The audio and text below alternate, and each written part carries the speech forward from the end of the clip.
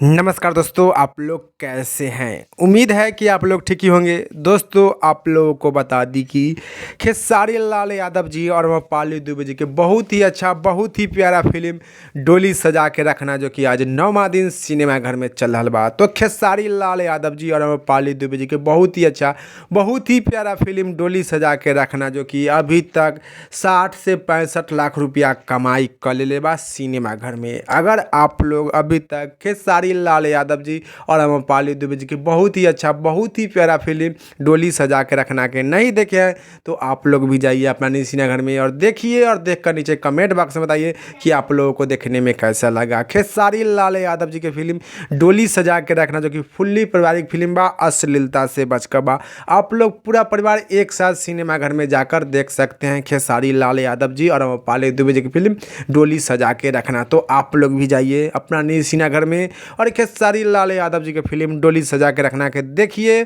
और देखकर मजा उठाइए। चलिए इस वीडियो में इतने, फिर मिलेंगे अगले वीडियो में। जय हिंद, जय भोजपुरी।